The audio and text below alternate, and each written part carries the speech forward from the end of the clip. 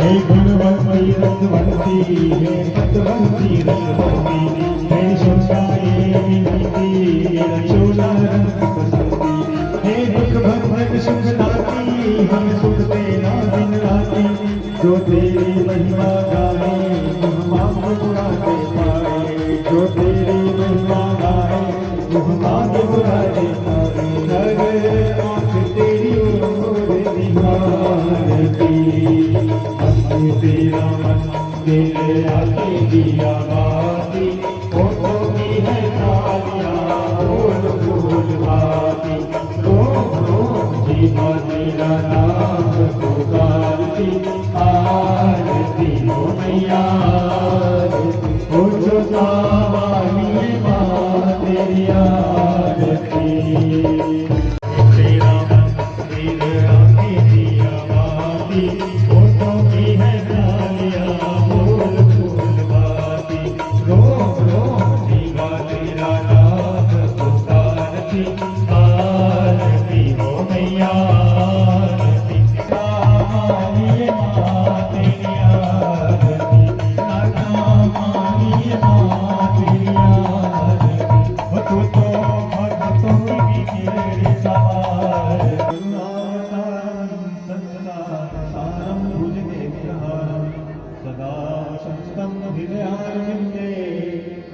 भवानी सहितं नमामि त्वमेव माता शशिता त्वमेव बन्धु सखा त्वमेव विद्या द्रविणं त्वमेव सर्वं मम देव देव त्वमेव सर्वं मम देव देव मैया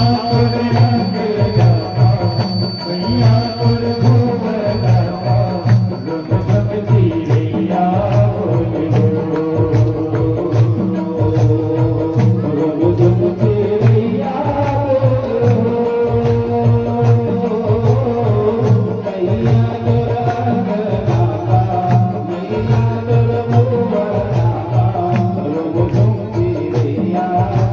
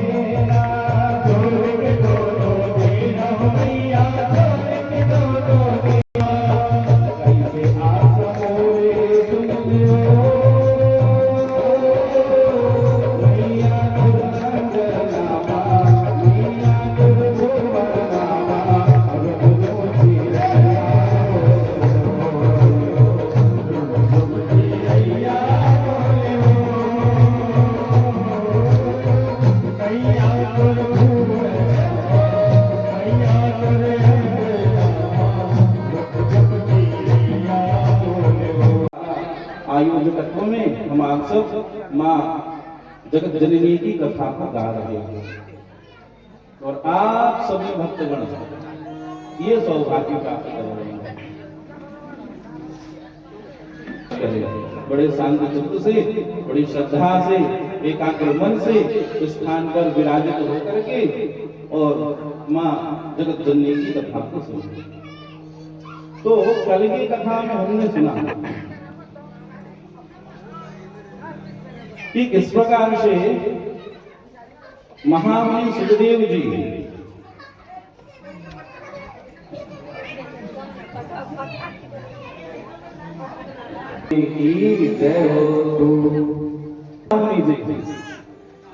सुंदर गृहस्थ पर प्रवेश हुए। देवी भागवत की कथा के अनुसार कल हम आप सबने कथा में सुना, गुरुदेव जी की वाणी को उन्होंने पालन किया। शिष्य का परम कर्तव्य है कि गुरु आज्ञा परिपालनम, गुरु की आज्ञा का सविधि पालन करें। ऐसा जब भाव होता है तो वो गुरु भी धन्य है, वो शिष्य भी धन्य है, वो चेला भी धन्य है। और इस विषय में अब आप सबने बड़ी गहन रूप से कल अंतिम सत्र पर, अंतिम समय पर हमने चिंता करी, कथा के अंतिम समय पर कल के कि गुरु शिष्य का कैसा भाव होना चाहिए, कल बृहद रूप से हमने चर्चा की। और उसके बाद जब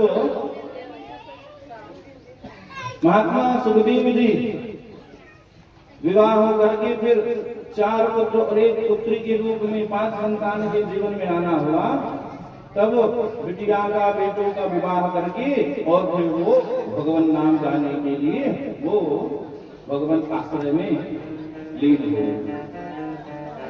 अब जब महामुनि सुखदेव जी भगवत तत्व में तल्लीन हो गए तो इधर उसके पिता व्यास जी महाराज, उनको बड़ा दुख हुआ। महाराज, अपना पुत्र को यदि अपने से विलग हो जाए तो मन में बड़ी प्रयास। अब वो महाराज जी, आप चाहे उसको पढ़ने के लिए बाहर भेजो तो दूर होता है पढ़ाई की दृष्टि से, भले वो हमारे आसपास है। उनकी पिताजी कौन है? व्यास भगवान के साक्षात पराशर ऋषि जी, और उनकी मैया सत्यवती जी। तो जब वो अपनी मैया से मिलने गए तो देखा कि वहां हमारी माता जी नहीं है, उनकी सत्यवती जिनका नाम था।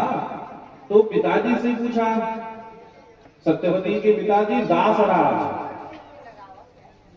उनको पूछा, जो नाना जी उनके लगेंगे, तो पूछे मैया कहाँ है? तो नाना जी दासराज जी कहते हैं कि व्यास जी, तुम्हारी महिमा का विवाह हो गया है।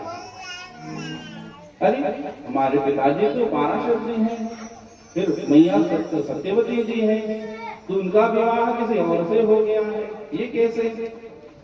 तो किससे हुआ है? पूछने लगे दासराज ऋषि से। तो पता चला हस्तिनापुर के राजा महाराज शांतनु। देखिए, ये कथा स्पर्श हो रही महाभारत के आरंभिक चरण है महाभारत का। ये कथा अलग आ रही है सृष्टि के मध्य में। तो वहां पर अब ये शांतनु कौन है जो मेरी मैया का विवाह हो गया? तो व्यास जी ये विषय को श्रवण किए और विषय को पूछने लगे। और इधर सुंदर से अब ये व्यास जी का आना कैसे हुआ? सूत महर्षि से पूछ रहे हैं सौनक आदि से नैमिषारण्य की भूमि पे कि व्यास जी कैसे आए। फिर दूसरा विवाह महाराज शांतनु से हो गया, तो वो कैसे हुआ? बड़ी सुंदर कथा पूछ रहे हैं। तो समझिए महाभारत की आरंभिक स्थिति को। राजो परिचरो नाम धार्मिकः सत्यसंगरः चेदेशपति श्रीमान् बभूव द्विजपूजकः। चेदी नरेश नाम था उपरिचर, और वो कैसे थे? श्रीमान बभूव विप्र पूजक, विप्र पूजा करने वाले, संतों में निष्ठा रखने वाले, ब्राह्मणों को आदर करने वाले,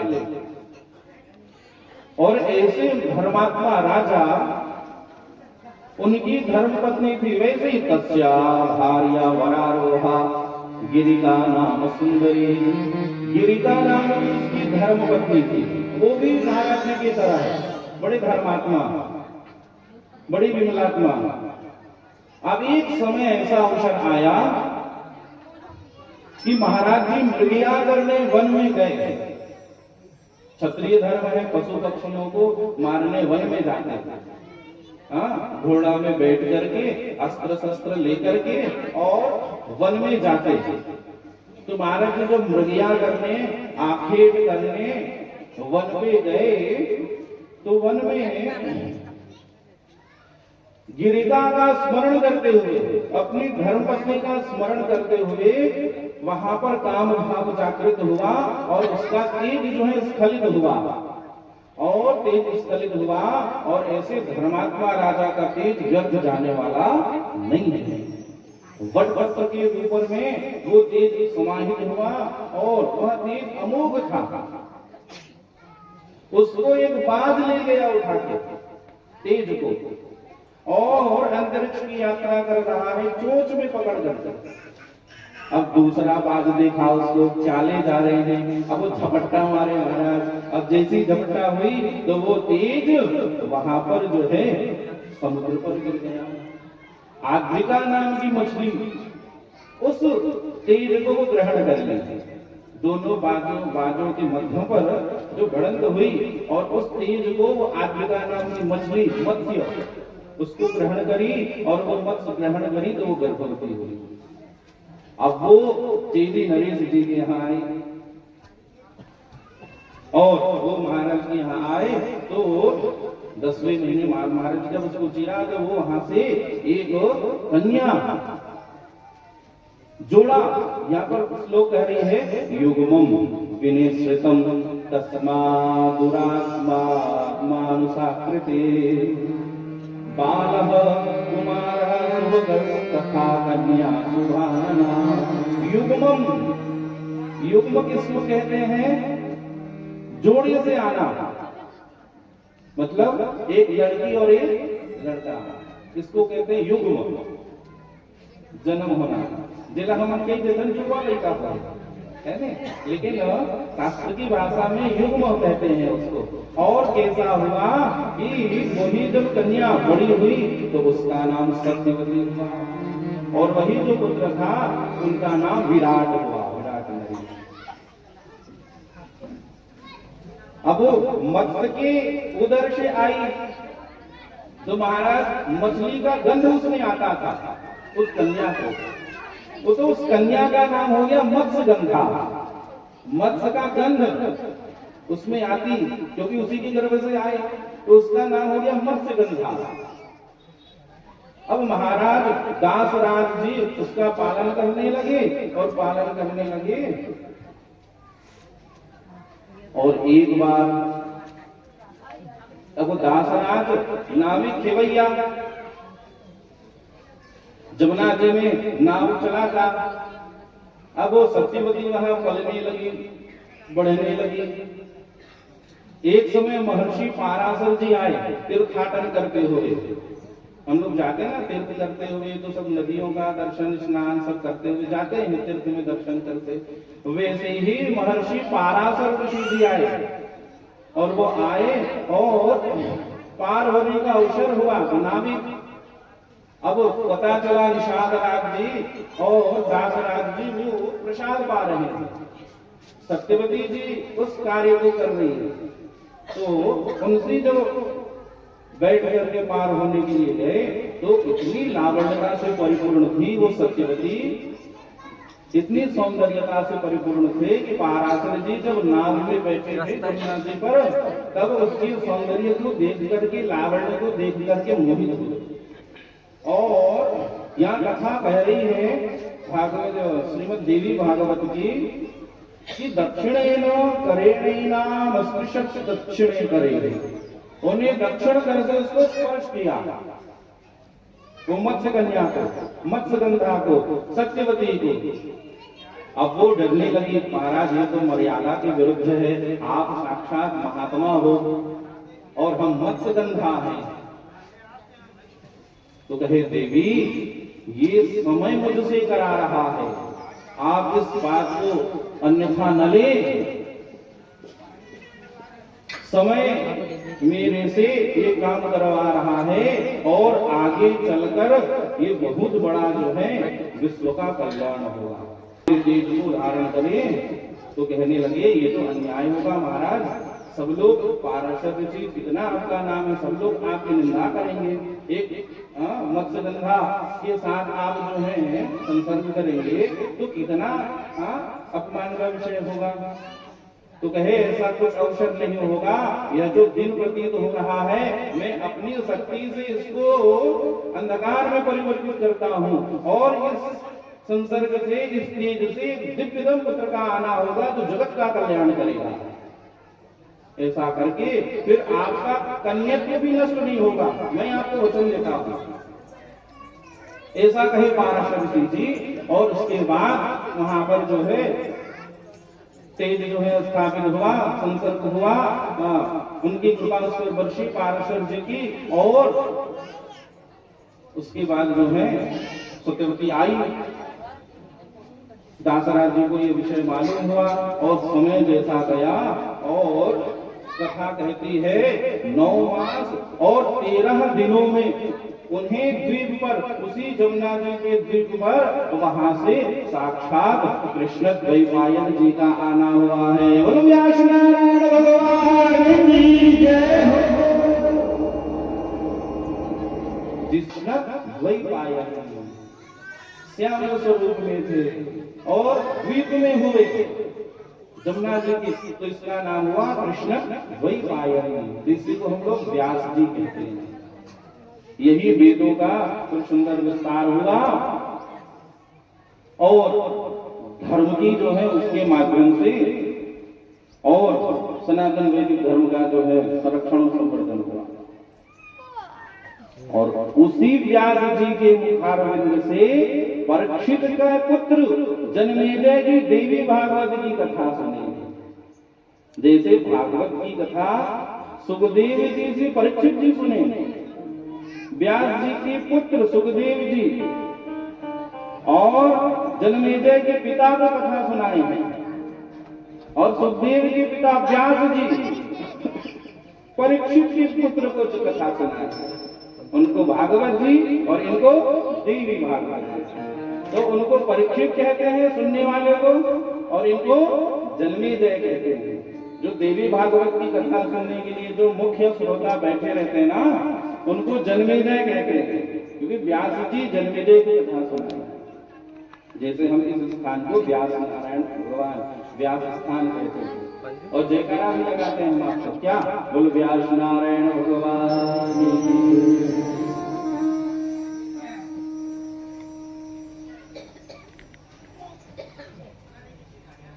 अब यही सत्यवती है, उनकी कृपा से उनको पाराशर जी ने खूब आशीर्वाद दिया, तो मत्स्य का जो गंध आता था वो समाप्त हुआ आशीर्वाद से और कस्तूरी का सुगंध उसके शरीर से आने लगता। एक संत का स्पर्श होने से कितनी बड़ी महिमा हो गई और उसका नाम हो गया योजन गंधा। योजन योजन तक उसका कस्तूरी का गंध जाता था, सुगंध जाता था। एक महात्मा का संग करने का कितना बड़ा लाभ, जीवन में सत्पुत्र का आना, वो भी सृष्टि के कल्याण के लिए, और सत्यवती का कल्याण हुआ और वो योजन गंधा हुई मत्स्य गंधा से सत्यवती से योजनगंधा नाम पड़ा और उसी योजनगंधा उसी सत्यवती का विवाह महाराज शांतनु से हुआ। अब ये कैसे हुआ महाराज? दो विवाह। तो ये कथा बताने लगे।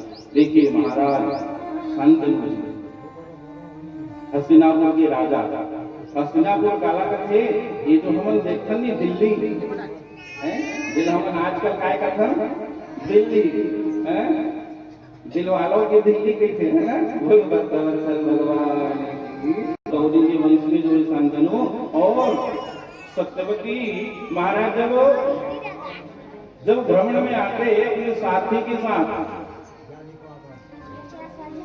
तो उनको देख करके बड़े आनंदित होते, मन उसमें लग गया महाराज का। अब प्राप्त करने की इच्छा हुई तो सत्यवती कहती है कि मेरे पिता से बात करो। मैं कैसे? उनके पिता दासराज के पास गए और प्रणय का प्रस्ताव रखा। दासराज तुम अपनी बिटिया हमसे विवाह दो।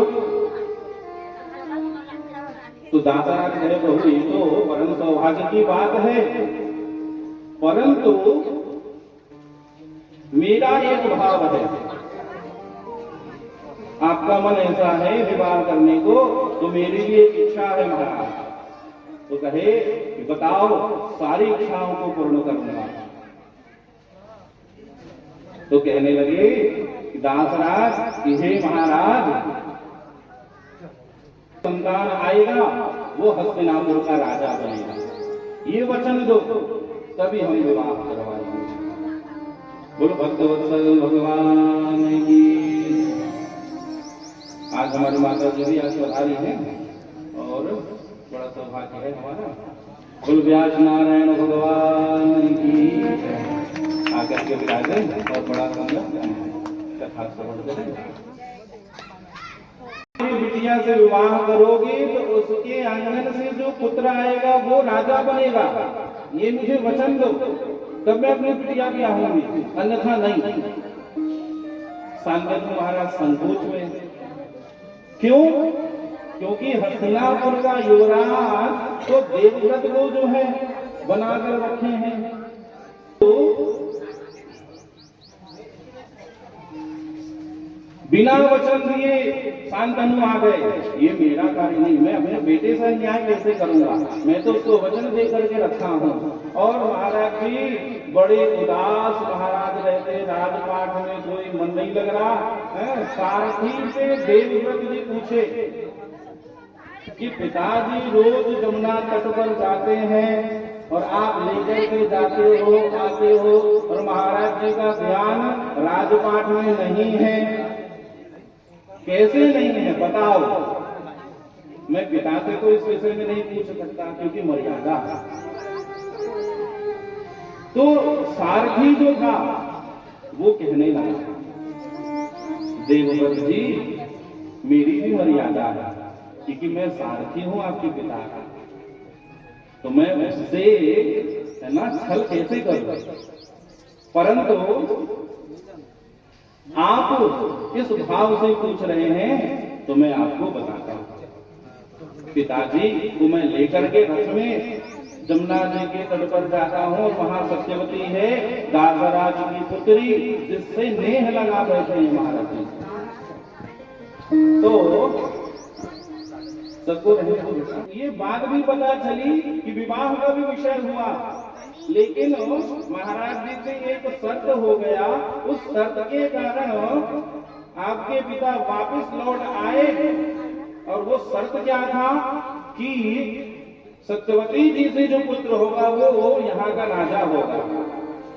और साथ ही कहने लगे बताओ तुमको तो युवराज बना दिए हैं, तो राजा उसको वचन कैसे देते थे श्री राम, उनको वचन कैसे देते श्री राम।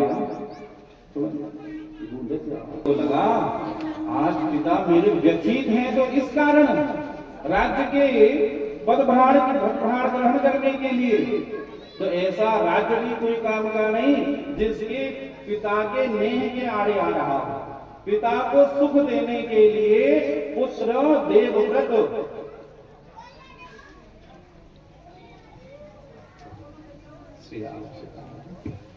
पुत्र देवव्रत जो है रथ चलाए और जा गए दासराज जी के पास। दासराज को कहे कि आपको ये वचन चाहिए, वो वचन मैं दे सकता हूं, पिताजी नहीं, क्योंकि मैं वहां का युवराज हूं और वहां का राजा भावी पुत्र बनना है, तो मैं दे सकता हूं, मैं भावी राजा हूं, तो मुझसे मांगो। और उन्होंने दासराज को ये वचन दिया कि आपका ही पुत्र सत्यवती जी से स्वांगन में पुत्र आएगा, वो ही राजा बनेगा, मैं ये आपको वचन देता। दासराज जी कहने लगे, प्रभु ये भी आपके हाथ में नहीं है, अब कदाचित आप विवाह कर लो और आपका पुत्र आ जाए तो अधिकारी तो वो होगा, और ये तो मत्स्य कन्या है, इसको कौन पूछेगा। तो ये भी वचन चाह रहे थे कि आप विवाह न करें, ये प्रत्यक्ष चाह रहे थे। तो इस भाव को समझे देवव्रत ने और ऐसा उन्होंने वचन दिया, एक वचन तो दे रखा उनको, और कहने लगे, सुनिए दासराज जी, मैं आज से प्रण लेता हूं कि मैं कभी विवाह जो है नहीं करूंगा और नहीं करूंगा, अखंड ब्रह्मचर्य को धारण करूंगा। सोचिए पिता के लिए कितनी बड़ी कुर्बानी थी, ऐसा पुत्र होना चाहिए। उन्होंने कहा ना हमारा विवाह होगा, ना संतान आएंगी, और ना आपके प्रतिज्ञा में, हमारी प्रतिज्ञा में वो आड़े आएगा। और ये पक्का सुनिश्चित करके और ये जो बातें हुई, तब वहां पर जो है आकाशवाणी हुई, भीष्म भीष्म भीष्म ऐसा करके, और तब से फिर उसको जो है भीष्म पिता कहा। देवव्रत उनका नाम है, उसकी भीषण प्रतिज्ञा के कारण, कोई सामान्य नहीं महाराज, सर्वस्व जो है न्यौछावर करना। और आकर के पिताजी को ये सारी बातें बताएं और वो जो है विवाह हुआ। और फिर वहीं से जो है शांतनु सत्यवती का जब विवाह हुआ और उसी के आंगन में फिर दो पुत्र का आना हुआ था। क्या नाम था? चित्रांगद और विचित्रवीर्य। एक का नाम चित्रांगद और एक का नाम विचित्रवीर्य। अब तो वचन दे रखे कि उनका पुत्र ही राजा बनेगा और राज्य की रक्षा करूंगा, अखंड ब्रह्मचर्य धारण करूंगा। तो वो बड़े पुत्र को राजा बनाए और अब इनका विवाह का अवसर, तब वो स्वयंवर थे वहां। सत्यवती ने भेजा, जाओ वहां स्वयंवर से कन्याओं को, पहले ऐसे ही विवाह हुआ करता था स्वयंवर से। तो अंबा, अंबालिका और अंबिका, ये तीनों को लेकर के भीष्म जी लेकर के आए और विवाह के लिए मैया को समर्पित किए। तो वही अंबालिका और अंबिका, चित्रांगद और विचित्रवीर्य से विवाह हुआ। विवाहोपरांत ज्यादा दिन जीवित नहीं रहे चित्रांगद और विचित्रवीर्य, फिर आंगन सोना हो गया। अब आगे कैसे बढ़े वंश? मैया सत्यवती को चिंता होने लगी, ये वंश कैसे बढ़ेगा। तो उन्होंने महर्षि वेदव्यास जी को याद किया। भीष्म जी वेदव्यास जी को जो है स्मरण करो, और वेदव्यास जी अखंड ब्रह्मचर्य का जो है पालन कर रहे थे, दिव्य तपस्या में रत थे, उनका दिव्य तेज। माँ की जब आज्ञा हुई तो वो सब छोड़ करके माँ के चरणों में आया। अर्थात माँ के आड़े कोई आने वाला नहीं है। आया और वहां पर माँ को प्रणति निवेदन किया और निवेदनोपरांत मैया ने बात कही, सारी व्यवस्था बताई कि लाला अब ये वंश आगे बढ़ाना है, क्या करें, आप इन सबसे विवाह कर लो। तो मैं कि हे माते, मैं तो अखंड तपस्या में हूँ, मेरा तेज अभी बहुत प्रबल है और कदाचित मेरे इस तेज को ये तीनों संभालने में असमर्थ है, नहीं संभाल पाएंगे। मैया ने पुनः जिद किया और उसके कारण व्यास जी ने उनको आज्ञा करी कि उन सबको मेरे पास भेजना। अस्तु ऐसा अवसर हुआ कि जब बालिका आई व्यास जी के सानिध्य में और व्यास जी केवल दृष्टिपात ही दिए, वो डर के कारण शरीर पीला हो गया और शरीर पीला हुआ तो उसके कारण उसी के पुत्र के रूप में पांडु का आना हुआ। पीला जो होते हैं ना पांडु, उन्हीं कहते पीलिया लोग, पांडु लोग कहते है ना, वो रोग का नाम है, परंतु यहाँ नाम है। उन्हीं पे पांडु का आगमन हुआ और अंबिका को भेजे। तो जब व्यास जी के सन्निधि में आई अंबिका, तो उसके तेज को देख नहीं पाई, वो आंख बंद कर ली और आंख जब बंद करी तो वहीं से धृतराष्ट्र का आना हुआ। जो आंख बंद करने के कारण वो जन्मांध था, जन्म से अंधा था। अब एक दासी को भेजे। अम्बा जो थी वो तो विश्वजीत से विवाह करने के लिए कहे, तो वहां पर विश्वजीत प्रतिज्ञाबद्ध है, तो वो जो है बाद में विश्वजीत से प्रतिशोध लेने के लिए, बदला लेने के लिए वो वहां से चली गई। और दासी का जब आना हुआ, और दासी भगवान शिव जी की परम भक्ता थी। देखो समझिए, दासी भगवान शिव जी की इतनी भक्ता थी और उसी का फलस्वरूप जब वो व्यास जी की सानिध्य में आए और उनका तेज जब उसमें गया, उसके नेत्र से प्रकाश जब उस दासी पर गया, तो उनको शिव की आराधना से वो इतनी परिपूर्ण हो चुकी थी कि उसका प्रभाव उसमें नहीं हुआ। वो तेज को सहन कर ली और उसी तेज के कारण उसके आंगन में दासी पुत्र के रूप में विदुर जी का आना हुआ है। बोलो विदुर जी महाराज की। और विदुर जी परम ज्ञानी हुए इसी के कारण, इसीलिए सदा भक्ति करें। अब किसी के वंश में महाराज धृतराष्ट्र का गांधारी से विवाह हुआ और उसके आंगन में 100 पुत्र दुर्योधन आदि का आना हुआ, ये आप सब जानते हैं। और पांडु का विवाह 2 हुआ, एक माद्री से हुआ और कुंती से हुआ। माद्री से हुआ तो नकुल सहदेव का आना हुआ, कुंती से जब हुआ तो मंत्र की शक्ति से इंद्र को उन्होंने बुलाया, दुर्वासा ऋषि जी ने उनको मंत्र दिया था, तो इंद्र आगमन हुए, तो आशीर्वाद से अर्जुन का आना हुआ। और पवन का आशीर्वाद हुआ, पवन देव को स्मरण किए तो वहां से भीम का आना हुआ। और उसी प्रकार से धर्मराज का जब आवाहन हुआ था तो धर्मराज की कृपा से साक्षात युधिष्ठिर जी का आना। इधर भाई 100 पुत्र और उत्तरा से ब्याही और उसके आंगन में अभिमन्यु आना हुआ, अभिमन्यु उत्तरा से ब्याही और उसी के आंगन में परीक्षित जी का आना हुआ, परीक्षित इरावती से ब्याह हुआ, तो उसी के घर में जन्मेजय आए, जिसके मुख्य श्रोता है मां भगवती जी के मुख्य श्रोता है जन्मेजय जी। और उन पर जो है इंद्रप्रस्थ का निर्माण हुआ और उसी पर लाक्षाग्रह में बहुत सारी घटनावास हुआ, बहुत सारे। और ऐसा करके शांति प्रस्ताव भी भगवान लेकर के गए, फिर भी कुछ नहीं हुआ। फिर अंततः युद्ध का निर्णय, और वही धर्म क्षेत्र कुरुक्षेत्र समवेता, और धर्म क्षेत्र कुरुक्षेत्र जहाँ आज भी भूमि मिट्टी लाल है युद्ध के कारण।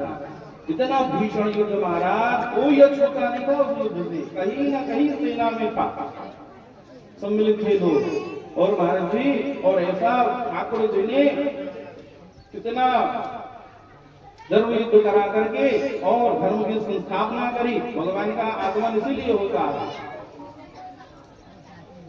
धर्म संस्थापनार्थाय संभवामि युगे नाम विनाशाय च दुष्कृताम, और धर्म संस्थापनार्थाय संभवामि। ठाकुर जी का आगमन इसलिए होता है। और इस कथा से हमको क्या शिक्षा मिल रही है? देखिए, कभी भी जीवन में, लेकिन इस गृहस्थ का स्पर्श उसमें नहीं होना चाहिए। यदि मोर मकान हरे तो 10 एकड़ में भावे इन्हें धान चालू हो जाते तो मोर है 5 एकड़ मोर में आई पहले गरीब लगा रहे हैं। अरे इतना अभिमान क्यों है वो? नहीं है संग ते जावे जाते साथ समय की वसीयत हो जाएगा है। वसीयत नामा हो रहे तो नाम चढ़ा डरी तेगर पर जीवन पर अभिमान है। एक संत गाते हैं, अरे आएगा जब बुलावा हरि का और छोड़ के सब कुछ जाना पड़ेगा। एक मुट्ठी भी, हाँ मुट्ठी बांध के आया जब में और हाथ पसारे जाएगा। जब रे बुलावा हरि का कि छोड़ के सब कुछ जाना पड़ेगा। क्या जाएगा तो नाम हरि का साथ जाएगा और कुछ न ले पाएगा। अरे आएगा जब रे बुलावा हरि का अरे छोड़ के सब कुछ जाना पड़ेगा। महाराज जी ब्रह्मानंद करो ये सत्संग से बुद्धि आएगी, विवेक आएगा, क्या करना चाहिए क्या नहीं करना चाहिए। व्यर्थ के लिए संपत्ति में जीवन गवा दिया, जिसके लिए आया वो काम नहीं किया। हम आप सब जब गर्भ में रहते हैं, गरुड़ पुराण की कथा आपने सुनी होगी। हाँ, पंचम षष्ठम मास से वो भगवान से विनती करने लग जाता है कि प्रभु मुझे इस गर्भगत पीड़ा से बाहर निकालो, मैं आपका भजन गाऊंगा। हाथ जोड़ के रहता है 5वें-6वें महीने से, जब जरा से निपट जाता है झिल्ली से, कुक्षी में जब नाभि बन जाती है, नाभि जुड़ जाता है, कुक्षी बन जाती है, जरा बन जाती है, और तब से वो कहता है कि प्रभु इस गर्भगत पीड़ा से निकालो, क्योंकि वही मल है, वही मूत्र है, वही कीट है, वही पतंग है। बार बार मूर्छा होता है, फिर चैतन्यता को पाते हैं तो वो भगवान से वहीं से आरंभ कर देता है कि प्रभु मुझे बाहर निकालो, मैं आपका भजन गाऊंगा। लेकिन यहाँ आए कहा हाथ जोड़े जोड़े आ जाते वो हाथ और रोके कहाँ आ गया, मैं कहाँ आ गया, गाँव है। जो बोल करके आया वो हम नहीं करते। अरे सत्संग करो, सज्जनानाम संग है ये सत्संग। क्या है ये सत्संग है? सद्ग्रंथानाम संग है ये सत्संग, सत्पुरुषानाम संग है ये सत्संग। सत्पुरुषों का, सद्ग्रंथों का, सद व्यक्तियों का संग करिए, तभी आपकी बुद्धि विमल होगी। नहीं तो मल रहित हो जाएगा, मल भरा रहेगा, विकार भरे रहेंगे। और सागर काय कहते हैं? अरे सत्संग करो जी, सत्संग करोगा।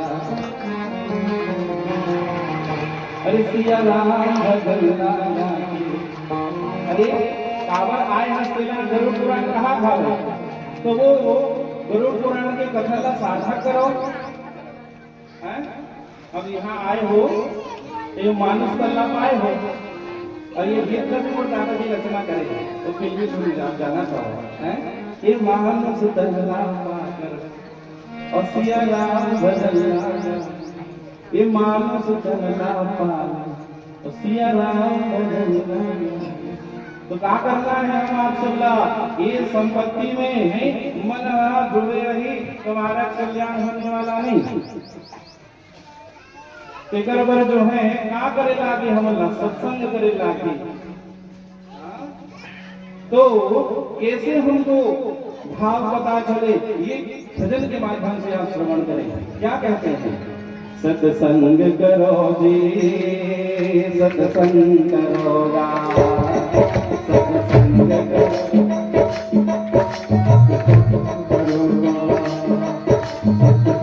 करो जी,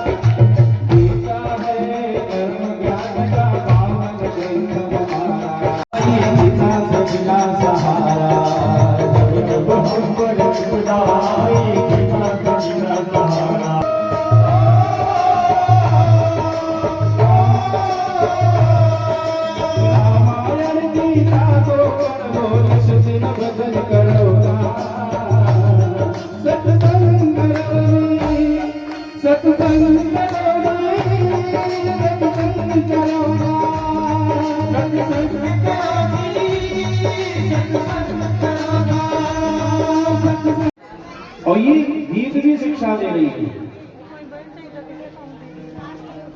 गीता है पावन ग्रंथ हमारा, जब जब हम पर विपदा आई गीता से मिला सहारा। पहले भगवान ने गीता का उपदेश करके इसलिए कहते हैं रामायण गीता को पढ़ लो,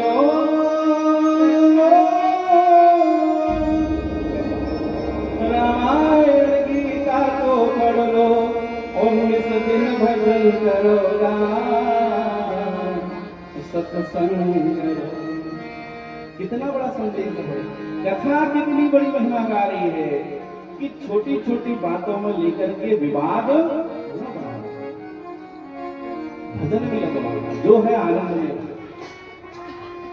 और आप सभी जानते हैं कि भगवान ने धर्म की स्थापना करी और ये कथा तो बड़ी अद्भुत है। महाभारत एक एक दिन निकल जाता है इसकी चर्चा करने में।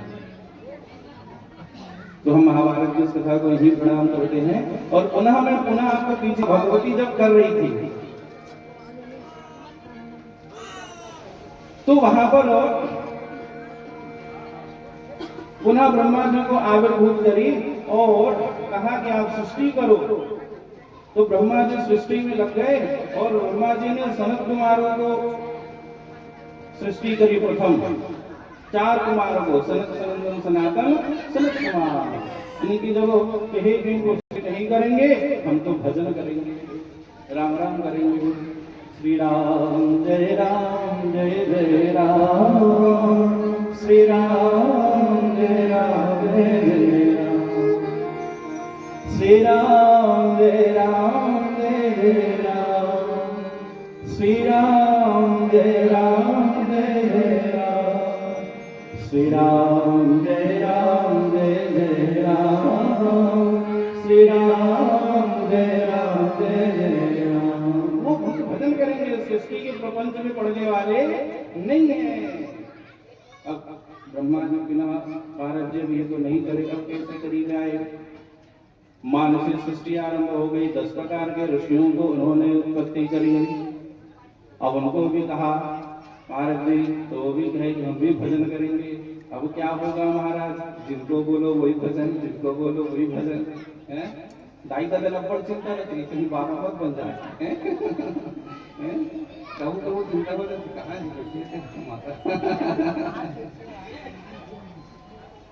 बोले जगदम्बा मैया की। इसी से खेले हैं जीवन में, हमने संगीत से खेला। खेलने का उतना समय नहीं था। माँ पिताजी की इतनी सद्भावना की पूंजी है कि हम भगवान की कथा गा रहे हैं। उत्साह तभी होता है जब माँ पिताजी जो है सात्विकता से गाना होता है। तात्पर्य यह है संग भी कैसा हो, हमने भी आपको भजन से बताया है ना। ये मानो कहला पानी और गाकर भी पाए सिया राम भजन लगा एक सत्संग करो सत्संग करो। ये संग का प्रभाव दीपक है। हम इस प्रकार से जीवन में देखती है। महाराज जी कभी कभी कहा करते हैं कि ऐसे स्वरों वाला व्यास मिलना बहुत मुश्किल है और जो मिल गए तेकर संग बैठना भी बड़ा मुश्किल है। शिव महापुराण की कथा हुई थी, कुछ महीना साल भर हो गया, एक अंदर ही है। शिव महापुराण की कथा हुई थी और बड़ा आदमी वही रहते। अभी तुम्हारे जी को आना जाना करते हैं पास, अब अगर जब साथ में रहते हैं ना तो जे क्षेत्र का आदमी वही क्षेत्र हम डूबे रखते हैं और एक और पीछे रहा चला देता है। समय का कोई भान नहीं, क्योंकि तन्मयता उसमें बड़ी होती है। एक बार आरंभ हुई और हुआ उसके आंगन में यज्ञ नारायण भगवान का आना हुआ और देवभूति महारानी जी जो उनकी बिटिया थी उनका करदम नाम के ऋषि से आना हुआ और उनके आंगन में 9 पुत्रियों का और अंतिम में साक्षात कपिल नारायण जो भगवान है साक्षात उनका आना हुआ। गुरु कपिल नारायण भगवान की जय। और सभी 9 बिटियां उनकी और यही जो 10 मानस पुत्र थे ना, जिसमें एक नारद जी थे, वो तो भजन में लगे और जो 9 बचे वो वही 9 कन्याएं इन 9 पुत्रों से ऋषि पुत्रों से उनका विवाह। और महाराज इसी प्रकार से उत्तान पाद का भी वंश आता है। भागवत जी की कथा में आप सब सुनते हैं। वहीं से जो है ध्रुव आए है ना। उत्तान पाद की 2 रानियां थी, सुनीति और सुरुचि, और वहीं से उत्तम और ध्रुव का आना हुआ। अब उसी प्रकार से प्रियव्रत जी थे, उनके आंगन में अग्निदेव जी का आना हुआ। उनके आंगन में नाभि के मेरु देवी के गर्भ से, धर्मपत्नी मेरु देवी के गर्भ से साक्षात ऋषभ देव का आना हुआ। बोलो ऋषभदेव भगवान की जय। वो ऋषभदेव वही जैन तीर्थंकरों के तीर्थंकर है और वो हमारे अवतार भी हैं।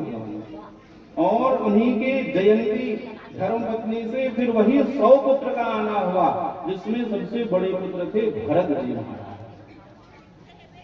और तही से आर्यावर्त को फिर बिहार आना। और भागवत जी में 3 वंशों की कथा है उनकी, 3 जन्म की। एक जड़ भरत हुए है ना, जड़ भरत की कथा सुनते हैं, और एक भरत हुए और एक आंगिरस गोत्र में जो जन्म हुआ था ब्राह्मण रूप में, उस समय भी नाम तो 3 बार। एक बार हिरण्य योनि में आए थे। तो ऐसे इनका भी विस्तार से वर्णन है। और अंतिम बिटिया बच गई प्रसूति। प्रसूति का विवाह दक्ष प्रजापति से हुआ, वही मनु शत्रुपा की जो बेटी है। और उनके आंगन में इस देवी पुराण के अनुसार 13 कन्याओं का आना हुआ। अन्य पुराणों में और चर्चाएं हैं। तो 13 कन्या में से 10 तो धर्म को ब्याही और फिर बचे 3। कौन कौन से? स्वाहा, जो अग्नि को प्राप्त हुए। जो हम जब आहुति करते हैं तो क्या कहते हैं?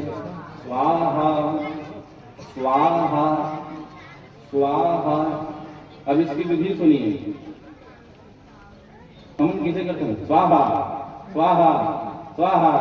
ऐसा नहीं है। विधि क्या है? ये आहुति स्वीकार नहीं होगा।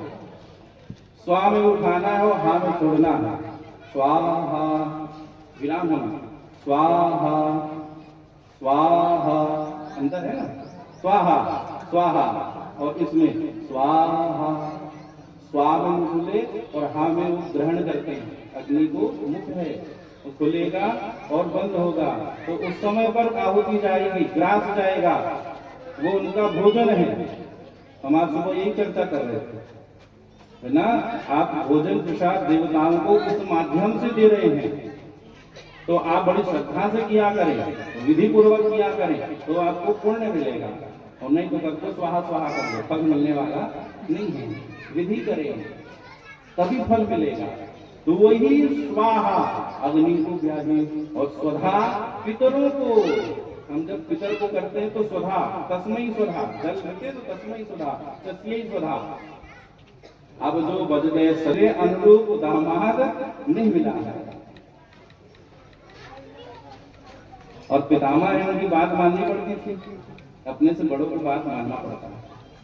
और महाराज तो फिर एक ऐसा सभा का आयोजन हुआ कि सबरे देवते सब बैठे हैं, और जब वो प्रजापतियों का नायक बने ना दक्ष, पद आते ही अभिमान आता,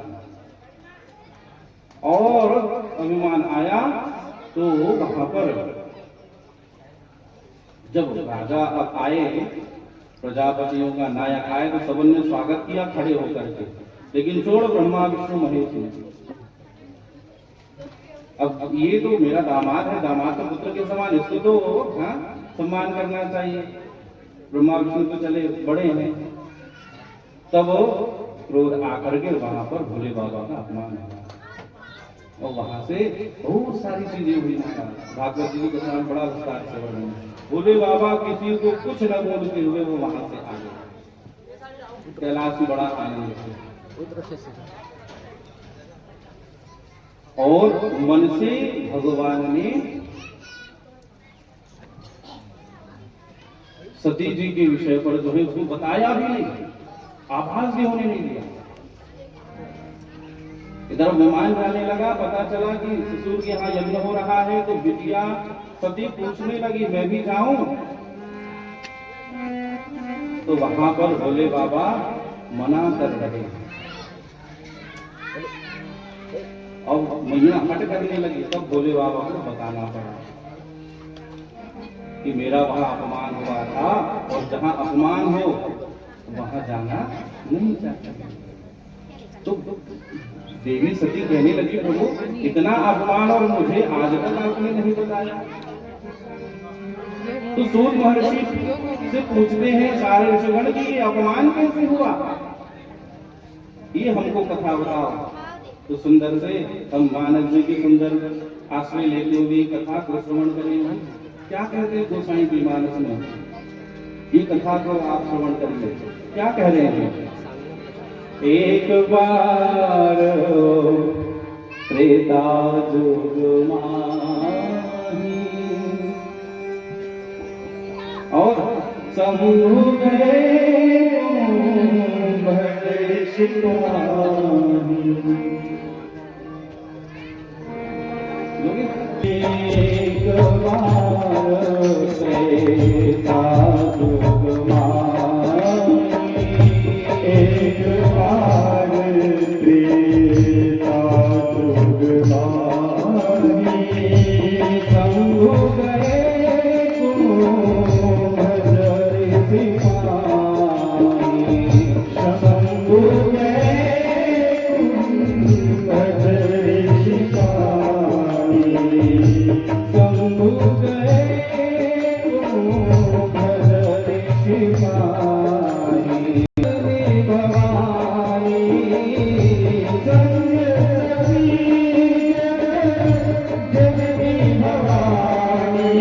बहुत शिक्षा दे रहा है हमको।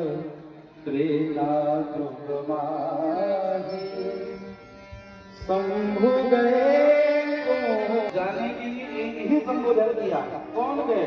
शंभु गए, संबोधन किया। देखिए ना कितनी बड़ी विशेषता है। संग सती, संग सती जग जननी भवानी। और जब गए तो पूजे ऋषि अखिलेश्वर जान, बाबा क्या कह रहे हैं, पूजन हुआ वहां और पूजन हुआ और सुंदर से बाबा और भवानी सुंदर राम कथा